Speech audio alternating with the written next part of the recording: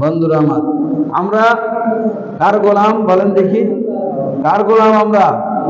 আমরা একমাত্র আল্লাহর গোলাম। আমরা চাবো কার কাছে? মাথা নত করবো কার কাছে? আমাদের সমস্ত আশা আকাঙ্ক্ষা চাওয়া প্রকাশ করবো কার কাছে? আল্লাহ যা দিতে পারে পৃথিবীর কেউ তা দিতে, মানুষে যা না পারে আল্লাহ তা পারে, ঠিক কিনা বলেন? আমরা যা পারি না পারে কে? আমরা যা বুঝি না বোঝে কে? আমরা যা শুনি না শুনে কে?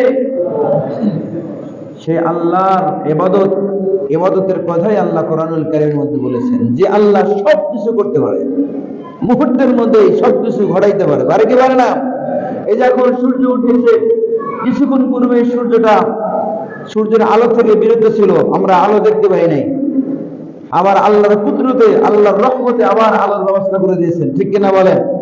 আবার তিনি ইচ্ছা করবে মুহূর্তের মধ্যেই আবার কুয়াশায় আচ্ছন্ন করে দিতে পারে কি পারে না? বন্ধুরা আমার, সেই আল্লাহর কথাই কোরআনুল কারীমের মধ্যে বলা হয়েছে। সে আল্লাহ বলেছেন ওয়াবুদুল্লাহ। সে আল্লাহ কি বললেন? ওয়াবুদুল্লাহ, আমি আল্লাহর ইবাদত করো। কি বলেছেন? আল্লাহর ইবাদতের কথা বলেছেন। কেন বললেন? আল্লাহ সুবহানাহু ওয়া তাআলা কোরআনুল কারীমের অন্য আয়াতে বলতেছেন ওমা খালাকাতুল জিন্না ওয়াল ইনসা ইল্লা লিয়াবুদুন। আল্লাহু আকবার। ওমা খালাকাতুল জিন্না ওয়াল ইনসা, আমি মানুষ এবং জিন জাতিকে সৃষ্টি করি নাই ইল্লা লিয়াবুদুন, তবে সবে মাত্র কেবলমাত্র আমি আল্লাহর গোলামি করার জন্য সৃষ্টি করেছি। ইল্লা শব্দটা এসে কি করে দিয়েছে? নাবাচককে হাওয়াচক করে দিয়েছে। ওমা খালাকতুল জিন্না ওয়াল ইনস, আমি জিন মানুষকে সৃষ্টি করি নাই, করেছি কেন? ইল্লা লিয়াবুদুন, আমি আল্লাহর ইবাদত করার জন্য সৃষ্টি করেছি। বন্ধুরা আমার, তাহলে ইবাদত করার জন্য সৃষ্টি করলেন আল্লাহ আমাদেরকে, আর আমরা ইবাদত করতেছি কার? আল্লাহ বললেন ওয়াবুদুল্লাহ, আমি আল্লাহর ইবাদত করো। ইবাদত করলে লাভ কি? আল্লাহ রাব্বুল আলামিন অন্য সূরার মধ্যে ঘোষণা করেন ফালইয়াবুদু রাব্ব হাযাল বাইতিল্লাযী আত'আমাহুম মিন জু' ওয়া আমানাহুম মিন খাউফ। ইবাদত করলে লাভ কি? আল্লাহ তাআলা ঘোষণা করতেছেন ফালইয়াবুদু রাব্ব হাযাল বাইত। ও দুনিয়ার মানুষেরা, ও আমার গোলামেরা, ও আমার বান্দারা, তোমরা আমি আল্লাহর গোলামি করো, ইবাদত করো, বন্দেগী করো। লাভটা কি? তোমাদের দুটি লাভ।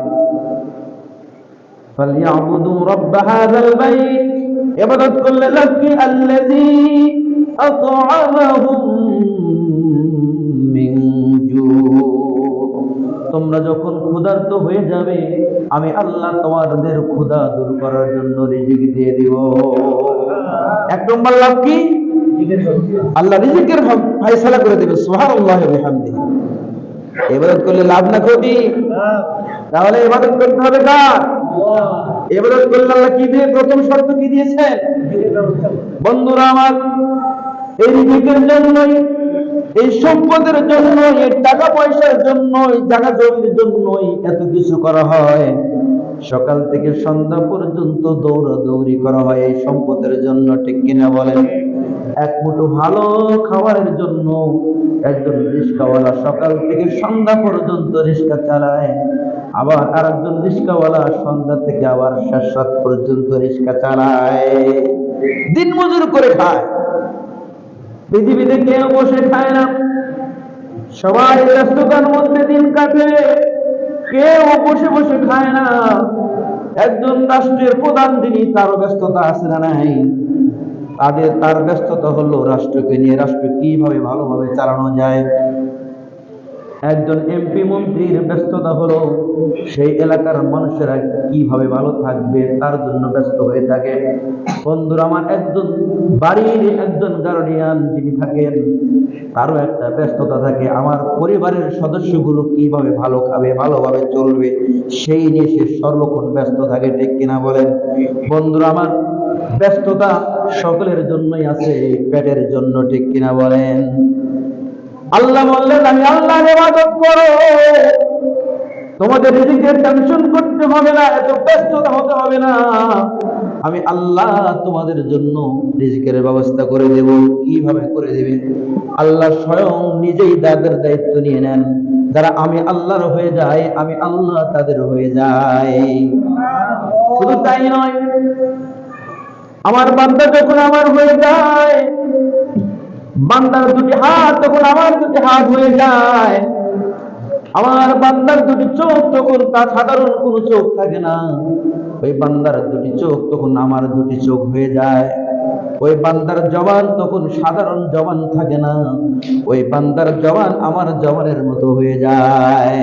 অর্থাৎ যখন যা বলবে আল্লাহ তাই কবুল করবে। দুটি হাত তুলে যা চাইবে আল্লাহ সঙ্গে সঙ্গে তা দিয়ে দিবে। দুটি চোখ দিয়ে যা দেখার ইচ্ছা করবে আল্লাহ রাব্বুল আলামিন ওই বান্দার চোখের সামনে সব হাজির করে দিবে। শর্ত এক নম্বর কি বলেন? এক নম্বর শর্ত কি? ফালিয়াবুদু রাব্ব হাযাল বাইত, ওই আল্লাহর ইবাদত করো যিনি এই ঘরের মালিক, এই কাবা ঘরের মালিক, ওই মালিকের ইবাদত করো। তাহলে তোমাদের এক নম্বর লাভ হলো রিজিকের টেনশন করতে হবে না। আল্লাযী আত'আমাহুম মিন জু', আমি আল্লাহ তোমাদেরকে ক্ষুধার্ত অবস্থায় রিজিকের ব্যবস্থা করে দেব। দুই নম্বর আল্লাহ বলতেছেন ওয়া আমানাহুম মিন খাউফ, ওয়া আমানাহুম মিন খাউফ, আর আমি আল্লাহ তোমাদের ভয় দূর করে দেব। দুই নম্বর কি? ভয় থাকবে না, আমি তোমাদেরকে নিরাপত্তা দান করব, নিরাপত্তা দান করব। বন্ধুরা আমার, কোনো ভয় থাকবে না। আল্লাহ রাব্বুল আলামিন ভয় দূর করে দিবেন। কিসের ভয়? আল্লাহ রাব্বুল আলামিন অন্য আয়াতে বলতেছেন ওয়ালা নাবলুওয়ান্নাকুম বিশাইইম মিনাল খাউফি ওয়াল জু'i ওয়া নাকসিম মিনাল আমওয়ালি ওয়াল আনফুসি ওয়াস সামারাত, আমি আল্লাহ তোমাদেরকে বিভিন্ন বিষয়ে পরীক্ষা করব। কখনো ভয় দেখিয়ে পরীক্ষা করব। এই ভয়ের সময় আমি আল্লাহ তোমাদের অন্তর থেকে ভয়টাকে দূর করে দিব। মৃত্যুর ভয়, প্রাণনাশের ভয়, জেল জরিমানার ভয়, মামলা হামলার ভয়, আল্লাহ বলেন আমি আল্লাহর ইবাদত করো, আমি আল্লাহ তোমাদের এই ভয় ভীতি দূর করে দেব। প্রাণনাশের ভয় থাকবে না, জেল জুলুমের ভয় থাকবে না, আপনার কোন প্রকার ইজ্জতের ভয় থাকবে না। ইজ্জতের দায়িত্ব নেবে কে? আল্লাহ। বন্ধুরা আমার, আপনারা সকলেই জানেন এই দুনিয়াটা হলো মুসলমানদের জন্য, মুমিনের জন্য জেলখানা। এই দুনিয়াটা মুমিনের জন্য জেলখানা। আল্লাহ রাব্বুল আলামিন বিশ্বনবী মুহাম্মদ সাল্লাল্লাহু আলাইহি ওয়াসাল্লামের হাদিসের মাধ্যমে আমাদেরকে জানিয়েছেন আদ-দুনিয়া সিজনুল মুমিনিন ওয়া জান্নাতুল কাফিরিন। এই দুনিয়াটা হলো মুমিনদের জন্য জেলখানা, আর কাফেরদের জন্য হলো বালাখানা। মুমিনদের জন্য জেলখানা। কেমন জেলখানা? দেখেন, জেলখানার মধ্যে কোনো কয়েদি তার ইচ্ছা মতো চলতে পারে না। জেলের যে রুলস, যে নিয়ম আছে, সেই নিয়ম অনুযায়ী তাকে চলতে হয়। এই শীতের মৌসুমে, শীতের সময় যে ইচ্ছা করলেই আমি আপনি যেরকম শীত থেকে বাঁচার জন্য দামি দামি চাদর, দামি দামি পোশাক পরে শীত থেকে বাঁচার জন্য চেষ্টা করি, এই জেল কয়েদি কিন্তু সেই চেষ্টা করলে সে পাবে না। পাবে? কেন পাবে না? জেলখানা তো জেলখানাই। কয়েদির জন্য হলো জেলখানা, আর মুমিনের জন্য পৃথিবীটা হলো জেলখানা। এই মুমিন ইচ্ছা করলেই তার ইচ্ছা মতো সে চলতে পারবে না। চলবে কার ইচ্ছা মতো? বলেন, কার ইচ্ছা মতো? আল্লাহর ইচ্ছা মতো চলতে হবে। আল্লাহ কিভাবে চলতে বলেছেন সেইভাবে চলতে হবে। কিভাবে চলতে বলেছেন? সকালে ঘুম থেকে উঠে কি করতে হবে? আমাদের প্রথম কাজটা কি বলেন দেখি? ফজরের নামাজ পড়া। এটা আমরা আসলে করতেছি কি? করতেছি না। কারণ আমরা তো মুমিন। আমাদের কাজ হলো, আল্লাহ যে বলেছেন প্রথম কাজ, ফজরের আযান হয়ে গেলে ঘুম থেকে উঠো, উঠে তোমরা আল্লাহর ইবাদত করো। প্রথম ইবাদত হচ্ছে নামাজ।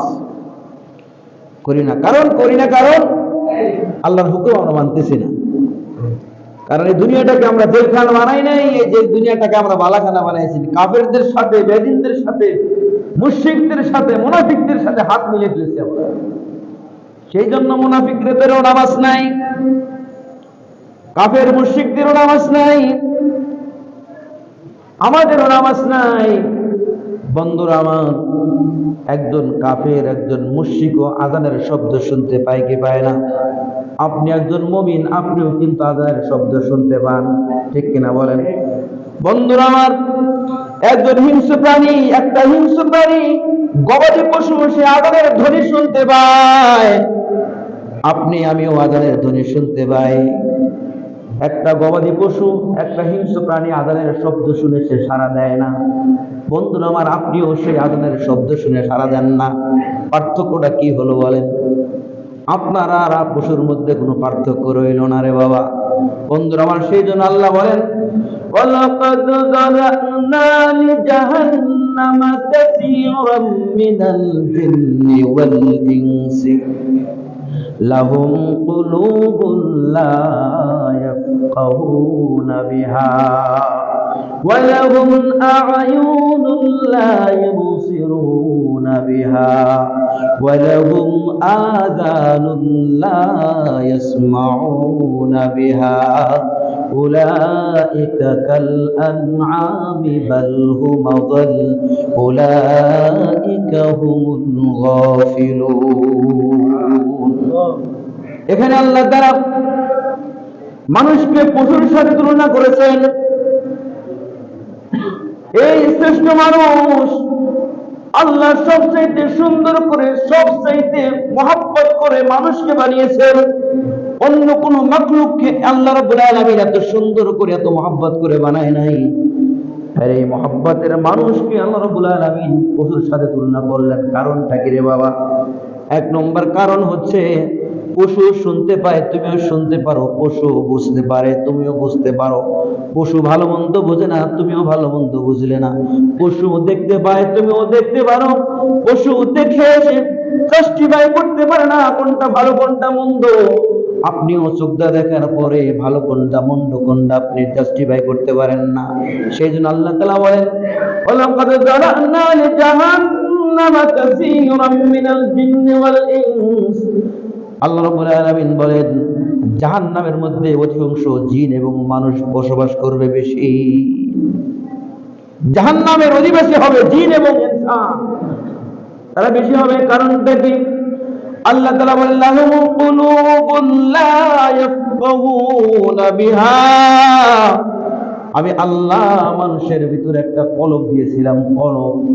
বন্ধুরা আমার, বলুন তো দেখি, গরুর কলব আছে না নাই? আছে না নাই? গরুর কলব আছে না? মানুষের যেরকম কলব আছে, আত্মা আছে, গরুরও কলব আছে, আত্মা আছে। বন্ধুরা আমার, একটা বিড়ালের যেরকম কলব আছে, আত্মা আছে, আপনার আমারও কলব আছে, আত্মা আছে। এই কলব দিয়ে মানুষ জাস্টিফাই করতে পারে, বুঝতে পারে, অনুধাবন করতে পারে। এই কলব দিয়ে গরু ছাগল কিন্তু অনুধাবন করতে পারে না, ঠিক কিনা বলেন? সেই জন্য আল্লাহ তাআলা বলেন, আমি ওই বান্দাদেরকে কলব দিয়েছিলাম, লা ইয়াফকাহুনা বিহা। সেই কলব দিয়ে তারা বুঝতে চেষ্টা করে নাই। আমি তাদেরকে মগজ দিয়েছিলাম, বুদ্ধি দিয়েছিলাম, আকল দিয়েছিলাম, কিন্তু সেই আকল তারা ভালো কাজে খাটায় নাই, মন্দ কাজে খাটাইছে। বন্ধুরা আমার, একটা গরু যখন আপনি ছেড়ে দিবেন, নিজের খেত, মালিকের খেত কোনটা, অন্যের খেত কোনটা, সেটা কিন্তু গরু বোঝে না। তার ক্ষুধা লাগছে, সে খাবে তো খাবেই, ভালো কি মন্দ সেটা বুঝবে না। মালিকের লাভ হলো না ক্ষতি হলো সেটা কিন্তু গরু বোঝে না। অনুরূপ ভাবে আল্লাহ রাব্বুল আলামিন আমাদের মালিক, ঠিক কিনা বলেন? আল্লাহ রাব্বুল আলামিন আমাদের মালিক, আমাদেরকে কলব দিয়েছেন। আমরাও যদি সেই গরুর মধ্যে আমরাও যদি মালিকের ক্ষতি করি বন্ধুরা আমার, সেই ক্ষতি মালিকের নয়, এই ক্ষতি স্বয়ং নিজেদের, ঠিক কিনা বলেন? আল্লাহ বললেন এটা খাও, এটা খেও না। আল্লাহ বলেন এটা ধরো, এটা ধরো না। আল্লাহ বলেন এটা পান করো, এটা পান করো না। আমরা যদি আল্লাহর হুকুম যদি না মেনে না চলি, আমাদের ক্ষতি হবে কি হবে না? আল্লাহ বললেন হালাল খাও, হারাম ছেড়ে দাও। আমরা হালালটা খাই না, হারামটা খাই, হালাল ছেড়ে দিয়েছি। বন্ধুরা আমার, তাহলে একটা পশুর সাথে আমাকে তুলনা করলো, কারণটা কি? কারণ পশুরও তো মগজ আছে, ব্রেন আছে, আকল আছে, জ্ঞান আছে, বুদ্ধি আছে। আপনারও আকল আছে, জ্ঞান আছে, বুদ্ধি আছে, কিন্তু আমরা সেই আকল দিয়ে, বুদ্ধি দিয়ে আমরা আসল ভালো কাজে খাটাই না। বন্ধুরা আমার, আমাদেরকে একদিন আল্লাহর কাছে হিসাব দিতে হবে কি হবে না? আল্লাহর কাছে যেতে হবে কি হবে না বলেন? যাওয়া লাগবে। আল্লাহর কাছে যাওয়ার জন্য কি প্রস্তুত করেছেন আপনারা? কি আপনারা সংগ্রহ করেছেন যে এই জিনিস নিয়ে আল্লাহর কাছে যাব? এমন কি আছে? একটু চিন্তা করে দেখুন তো, এমন কিছু আছে যে আমি আল্লাহর কাছে উপস্থাপন করে, মালিক আমি এই কিছু নিয়ে আসছি আপনার কাছে, আপনি আমাকে মাফ করে দেন? আছে এরকম বলার মতো? নাই রে বাবা। আজকে চক্ষু দুইটা বন্ধ হয়ে গেলেই অন্ধকার, শুধু অন্ধকার না, এমন ঘুম। এই ঘুম আর কেউ আপনাকে ডিস্টার্ব করবে না, কেউ আপনাকে বলবে না অমুকের বাবা ওঠো, অমুকে এসে দাঁড়িয়ে আছে, ওঠো বাবা ওঠো, অমুকের বাপ ওঠো, ওই যে অমুকে দাঁড়িয়ে আসছে, তোমার জন্য দাঁড়িয়ে আছে, বসে আছে, একটু ওঠো। কেউ আর আপনাকে ডিস্টার্ব করবে না। ওই যে ইমাম সাহেব আসছে আপনাকে ডাকার জন্য, একটু ওঠে। মুয়াজ্জিন সাহেব আসছে আপনাকে ডাকার জন্য, একটু ওঠে। অমুকের অমুক ভাই আসছে, অমুকের বাপ আপনাকে ডাকার জন্য আসছে, একটু ওঠেন। দুনিয়ায় যেরকম আপনাকে আদর করে আপনার স্ত্রী ডেকে ডেকে বলে অমুকের বাপ দেখিছো কে এসেছে, ওই যে অমুক এসেছে তোমাকে খোঁজার জন্য। কিন্তু যেদিন কবরে চলে যাবেন সেদিন আর কেউ আপনাকে এরকম ডিস্টার্ব করবে না, কেউ ডাকবে না অমুকের বাপ কি আপনার কবরে পাশে গিয়ে আর দাঁড়াবে, আর দিকে আপনাকে বলবে না অমুকের বাপ তুমি ওঠো, ওই দেখো হুজুর এসেছে তোমাকে ডাকার জন্য আসছে, অমুকে আসছে তোমাকে খোঁজার জন্য, ওঠো। কেউ আর ডিস্টার্ব করবে না বাবা। এত ঘুম কেন আসছে বাবা? ফজরের আযান হয়ে যায়, মুয়াজ্জিন সাহেব বলে আসসালাতু খায়রুম মিনান নাওম। ও দুনিয়ার মানুষ, এই ডাকটা কিন্তু কোনো পশুকে দেওয়া হয় না, এই ডাকটা কিন্তু গরু ছাগলকে ডাকা হয় না, এই ডাকটা কিন্তু কোনো হিংস্র প্রাণীকে ডাকা হয় না, এই ডাকটা কিন্তু কোনো গবাদি পশুকে ডাকা হয় না। মুয়াজ্জিন সাহেব ডাকে শুধুমাত্র আপনার মতো আমার মতো মুমিনকে ডেকে বলে আসসালাতু খায়রুম মিনান নাওম। ও আরাম প্রিয় মানুষেরা, তোমরা ঘুম থেকে ওঠো। সারাক্ষণ তো লম্বা ঘুম ঘুমিয়ে গিয়েছো, এশার নামাজের পর থেকে নিয়ে শুরু করে এখন 8টা পর্যন্ত, যদি আপনি 7টা পর্যন্ত, 6টা পর্যন্ত ঘুমান, 5টা পর্যন্ত ঘুমান, অনেক লম্বা একটা রাত, ঠিক কিনা বলেন? এশা থেকে শুরু করে ভোর 5টা পর্যন্ত আপনি ঘুমান, 8 ঘন্টা ঘুম হয়ে যায়। এই 8 ঘন্টা যদি আপনি ঘুমান, ঘুমানোর আর কোনো বেঘাত হওয়ার কোনো কারণ নাই। আপনাকে মুয়াজ্জিন সাহেব যখন ডেকে বলে আসসালাতু খায়রুম মিনান নাওম, ঘুম থেকে নামাজ উত্তম, ঘুম থেকে নামাজ উত্তম, আপনি উঠলেন না, আপনি বললেন না না মুয়াজ্জিন সাহেব তুমি যে ডাকা ডাকছো তোমার ভুল হয়েছে, এই ডাক তোমার জন্য শোভা পায় না, না না না, নামাজের চাই ঘুম উত্তম। আমরা এটাই বলি কি না? মুখে বলি না, কিন্তু কর্মের দ্বারা প্রকাশ করে কি করি না বন্ধুরা আমার? অথচ এই মুয়াজ্জিন সাহেব যদি একদিন ফজরের আযান না দেয়, একদিন যদি আযান না দেয়, দেখবেন এলাকার মুসল্লিরা সকলে মিলে একটা আয়োজন করবে, মুয়াজ্জিন সাহেব কি করছে রাত্রে, সারা রাত কি করেছে, মুয়াজ্জিন সাহেব কোথায় গেছিল, অভিযোগ উঠবে কি উঠবে না? বন্ধুরা আমার, মুয়াজ্জিন সাহেবকে টাকা দিয়ে রাখছেন, বেতন দিয়ে রাখছেন, মুয়াজ্জিন সাহেবের প্রতি আপনার এত কর্তব্য, এত কর্তব্য, মুয়াজ্জিন সাহেব কোথায় গেল, আযান দিলাম, এই খবর আপনার কানে পৌঁছে, কিন্তু মুয়াজ্জিন সাহেব যখন বলে আসসালাতু খায়রুম মিনান নাওম, এই আওয়াজটা আপনার কানে তখন পৌঁছে না রে বাবা। তাহলে কেমন মুসলমান হলাম আমরা? এই মুসলমানত্ব নিয়ে কাল কিয়ামতের ময়দানে কিন্তু পার হওয়া যাবে না, যাবে? এই মুসলমানিত্ব দাবি করলে কাল কিয়ামতের ময়দানে আপনার আমার নবী কিন্তু আপনাকে সুপারিশ করবে না, করবে? করবে না। বন্ধুরা আমার, মুয়াজ্জিনের আওয়াজ সমস্ত প্রাণী শোনে, সমস্ত মাখলুকাত শুনতে পায়, তারা ঘুম ভাঙিয়ে আল্লাহর জিকির শুরু করে দেয়। আমরা সেই তাদের জিকির গুলো শুনতে পাই না। পশু পাখিরা আল্লাহর জিকির করে, এটা বিশ্বাস করেন আপনারা? যারা সকালে ঘুম থেকে ওঠেন দেখবেন মুয়াজ্জিন সাহেব আযান দেওয়ার পরেই এক প্রকার পাখি আছে চিচির শুরু করে দেয়, ঠিক না? চিচির শুরু করে দেয়। কাকে ডাকে সে? কাকে ডাকে? আপনাকে আল্লাহ আশরাফুল মাখলুকাত বানাইলো, সবচাইতে সৃষ্টির সেরা মানুষ আপনাকে বানাইলো। আপনি ওই সময় ঘুমিয়ে থাকেন, বাবা কি জবাব দিবেন বলেন? কি জবাব দিবেন? আপনার বাড়িতে মুয়াজ্জিন সাহেব খায়, আপনার টাকায় মুয়াজ্জিন সাহেব চলে, আপনার মহব্বতে মুয়াজ্জিন সাহেব চলে। এই মুয়াজ্জিন সাহেবকে আপনি খাওয়ানোর জন্য ব্যস্ত হয়ে যান, ইমাম সাহেবকে ভালো খাওয়ানোর জন্য ব্যস্ত হয়ে যান। আপনি ইমাম সাহেবকে একবেলা না খাওয়াইলে কেমন হয়? ইমাম সাহেবকে খারাপ খাবার কেমনে দেই আমি? বন্ধুরা আমার, এই আবেগ দিয়ে কাল কিয়ামতের ময়দানে কিন্তু আমি আপনাদের পার করতে পারবো না। পারবো বলেন? আল্লাহ যদি দয়া করে সেটা ভিন্ন কথা, কিন্তু আল্লাহর বিধান তো আপনাকে মানতে হবে, ঠিক কিনা বলেন? আল্লাহর বিধান ৫ ওয়াক্ত নামাজ আপনাকে পড়তেই হবে। আপনি ঘরে পড়েন কিংবা বাইরে পড়েন, আপনি মাঠে পড়েন কিংবা ঘাটে পড়েন কিংবা বাজারে পড়েন, যখন সময় এসে যাবে ওই সময় মতোই আপনাকে ৫ ওয়াক্ত নামাজের সারা দিতে হবে, ঠিক কিনা বলেন? আমি কি আপনাদের কষ্ট দিয়ে কথা বললাম? বন্ধুরা, এটা আমার কর্তব্য, নামাজ আপনাকে পড়তেই হবে। আপনি যেই হন না কেন, এই নামাজ আপনার জন্য মাপ নাই। বন্ধুরা আমার, আল্লাহ রাসূল সাল্লাল্লাহু আলাইহি ওয়াসাল্লাম বলেন, আপনি যদি সিজদা দিতে না পারেন, আপনি যদি রুকু সিজদা করতে না পারেন, আপনি যদি কোনো প্রকারে রুকু সিজদা করতে আপনার কষ্ট হয়, আল্লাহ রাসূল বলেন তোমরা বসে বসে নামাজ আদায় করো। যদি তোমাদের বসে বসে নামাজ পড়তে তোমাদের কষ্ট হয়ে যায়, ও আমার উম্মতেরা তোমরা শোনো, তোমরা শুয়ে শুয়ে নামাজ আদায় করো। তোমাদের যদি শুয়ে শুয়ে নামাজ পড়তে কষ্ট হয়ে যায়, তাহলে তোমরা ইশারায় নামাজ আদায় করো। এর দ্বারা প্রমাণ হয় নামাজ কিন্তু মাপ নাই। আছে? বলেন নামাজ মাপ আছে? মাপ নাই। এটা বিধান কার? আল্লাহ। এই যে আল্লাহ তাআলা বলেন ওয়াবুদুল্লাহ, ও দুনিয়ার মানুষ, আমি আল্লাহর গোলামি করো, আমি আল্লাহর ইবাদত করো। ইবাদত করবো কার? বন্ধু আমার, আজকে থেকে নিয়ত করা যাবে মসজিদে আসতে হবে, এটা কোনো শর্ত না।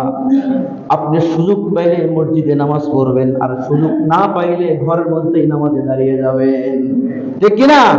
করা যাবে? 2 নম্বর আল্লাহ তাআলা বলেন ওয়ালা তুশরিকু বিহি শাইআ। খবরদার ও দুনিয়ার মানুষ, ও দুনিয়ার মানুষ, খবরদার খবরদার, আমি আল্লাহ তোমাদেরকে ইবাদতের কথা বললাম, তোমরা ইবাদত করো। খবরদার, ইবাদত করতে গিয়ে আমি আল্লাহর সাথে কাউকে শরীক করো না। তোমাদের আরেকটা মেসেজ তোমাদেরকে আমি আল্লাহ জানিয়ে দেই, ইবাদত করো যতটুকু করো বুঝে শুনে করো, মন গড়া ইবাদত করো না। ইবাদত করতে গিয়ে যেন আমি আল্লাহর সাথে কোনো শরীক না হয়, এটা শর্ত দিয়ে দিয়েছেন। শর্ত কি দিয়েছেন? ইবাদত করো, ঠিক আছে, ইবাদত করার ক্ষেত্রে ওয়ালা তুশরিকু বিহি শাইআ, আমি আল্লাহর সাথে কাউকে শরীক করো না। এটা বড় পাপ। হযরতে লোকমান হাকিম একজন আল্লাহর ওলি ছিল। তিনি তার সন্তানকে বলতেছেন ওয়াইয ক্বালা লুকমানু লিইবনিহি ওয়া হুয়া ইয়াইযুহু ইয়া বুনাইয়া লা তুশরিক বিল্লাহ ইন্নাশ শিরকা লাযুলমুন আযীম। আল্লাহ রাব্বুল আলামিন বলতেন ওয়াইয ক্বালা লুকমানু লিইবনিহি ওয়া হুয়া ইয়াইযুহু, লোকমান হাকিম তার সন্তানকে ওয়াজ করে বলতেছে, নসিহত করে বলতেছে, আমার প্রিয় সন্তান, হে আমার কলেজার ধন, হে আমার প্রিয় সন্তান, হে আমার বৎস, হে আমার কলেজার ধন, খবরদার খবরদার, আল্লাহর ইবাদত করতে গিয়ে আল্লাহর সাথে তুমি শরীক করিও না। ওয়ালা তুশরিকু বিহি শাইআ, আল্লাহর সাথে কাউকে শরীক করো না। কোন শরীক করা যাবে না, আল্লাহর সাথে শরীক করা যাবে করা যাবে না। ইন্নাশ শিরকা লাযুলমুন আযীম, আল্লাহ রাব্বুল আলামিন বলতেছেন, লোকমান হিকিমের মাধ্যমে আল্লাহ বলে দিচ্ছেন, নিশ্চয় শিরক হলো সবচেয়ে বড় গুনাহ। সমস্ত পাপের বাপ হচ্ছে শিরক। সমস্ত পাপের বাপ কি বলেন? শিরক। এই শিরক করা যাবে না। আল্লাহর ইবাদত করতে গিয়ে আল্লাহর সাথে শিরক করা যাবে না। শিরকটা কেমন কেমন শিরক আপনাদেরকে একটা বাস্তব উদাহরণ দেয়। যেরকম আপনার স্ত্রীকে আপনি বিবাহ করে নিয়ে আসছেন কয়েক টাকার বিনিময়ে, দিল মোহর দিয়ে, ঠিক কিনা? শরীয়ত মোতাবেক আপনি আপনার স্ত্রীকে বিবাহ করেছেন, একটা শরীয়ত মোতাবেক একটা দিল মোহর ধার্য ধারণ করা হয়েছে, মোহর ধার্য ধারণ করা হয়েছে। এই মোহরের সুবাদে তাকে বিবাহ করে এনেছেন আপনি, লালন পালন করেছে বাবায়। সেই লালন পালন করা মেয়েকে আপনি বিবাহ করে নিয়ে আসছেন কিছু টাকার বিনিময়ে, বিবাহ করে নিয়ে আসছেন। শুধু কি বলেছেন? কবুল বলেছেন। কয়বার বলেছেন? কবুল বলেছেন 3 বার। 3টা বাক্য আপনি উচ্চারণ করেছেন, আর শরীয়ত মোতাবেক আপনি মোহর আদায় করেছেন। আনার পরে, বাসায় আসার পরে এই স্ত্রীকে দেখার দায়িত্ব কার বলেন দেখি? স্বামীর না মেয়ের বাপের? বলেন সবাই। কার? স্বামীর দায়িত্ব। দায়িত্ব স্বামীর কিনা? আপনি তাকে নিয়ে আসছেন বিবাহ করে, তাকে টাকা দেন, পয়সা দেন, কাপড় দেন, আপনি তেল সাবান যা আছে, আপনি যত প্রকার আপনার কসমেটিক আছে সব আপনি তাকে দিয়ে দেন। বন্ধুরা আমার, শুধু তাই না, আপনার স্ত্রীর যত হাজত আছে, যত প্রয়োজন আছে আপনি মেটান।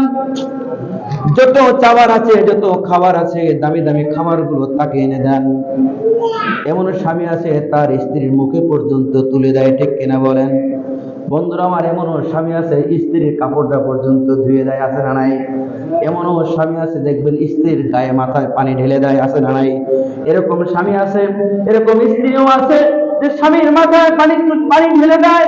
এমনও স্ত্রী আছে স্বামীর কাপড়গুলো ধুয়ে দেয়। এমনও স্ত্রী আছে স্বামীর সমস্ত হাজত পূরণ করে।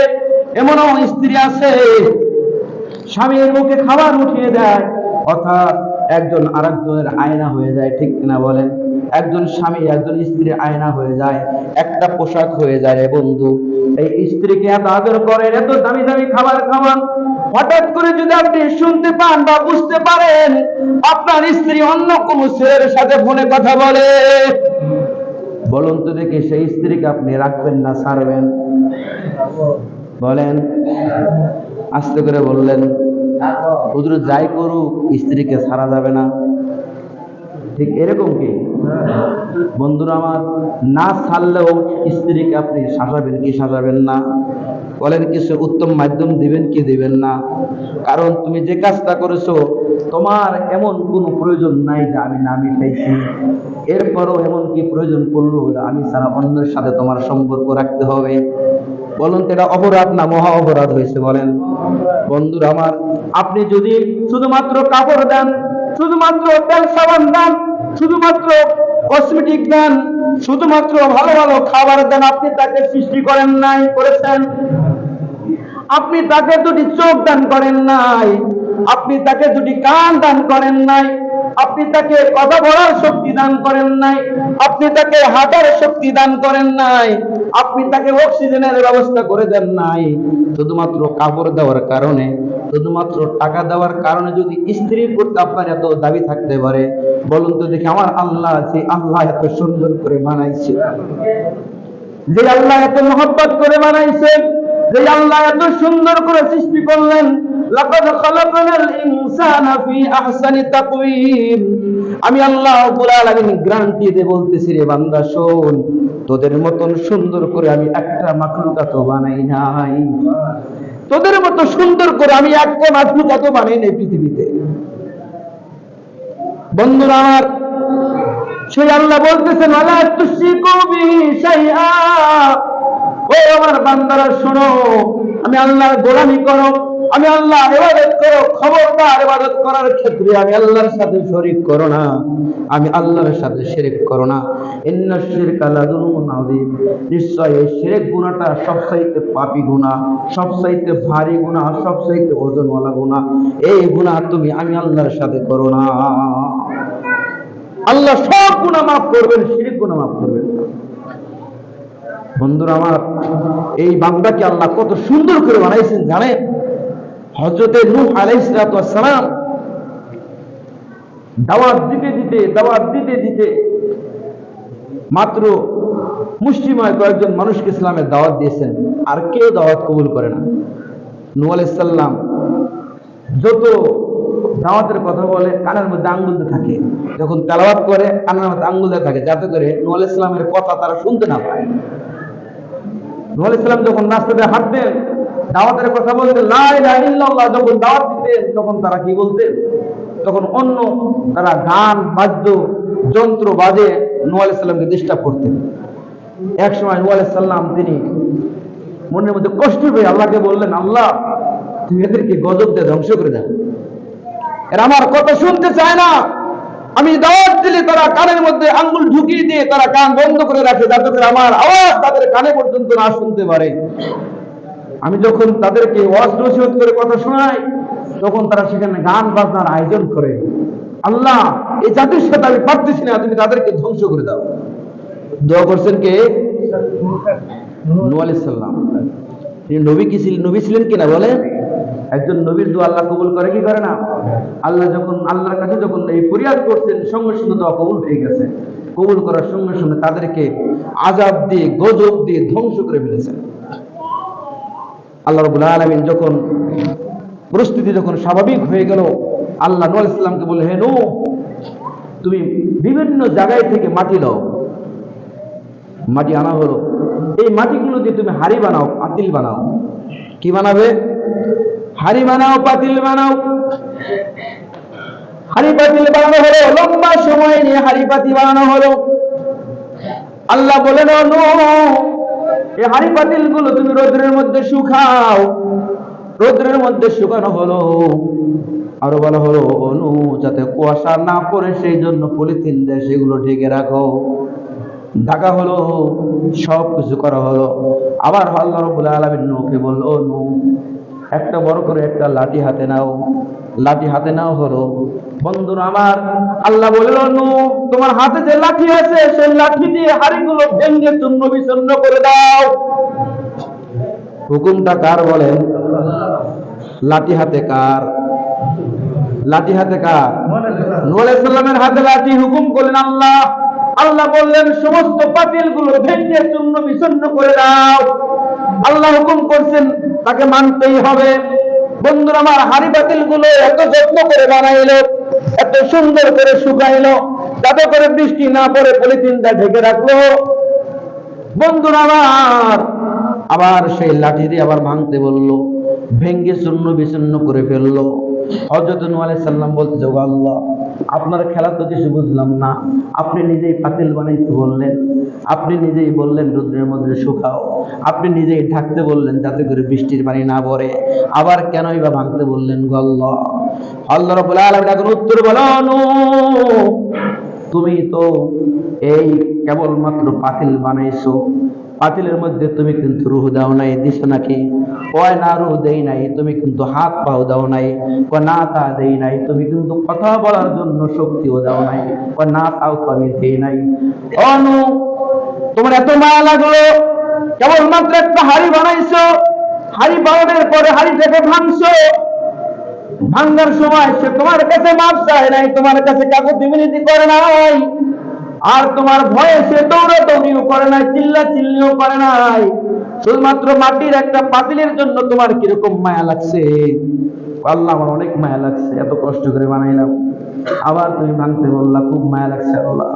আল্লাহ বলেন, ও নূহ, একটা পাতিল বানানোর পরে ভাঙার পরে তোমার এত মায়া লাগে, আর আমি আল্লাহ রাব্বুল আলামিন এই মানুষকে বানিয়েছি, এই মানুষের দুটি পা দিয়েছি, মানুষকে দৌড়ানোর ক্ষমতা দান করেছি, মানুষকে আল্লাহ বলে ডাকার ক্ষমতা দান করেছি, মানুষকে কথা বলার শক্তি দান করেছি, মানুষকে দৌড়ানোর ক্ষমতা দান করেছি, মানুষকে কান্নাকারি করার ক্ষমতা দান করেছি। এই মানুষকে যখন তুমি বদদুয়া দিলে আমি আল্লাহ তাদেরকে মারতে আমার এর চাইতে বেশি কষ্ট লাগছে।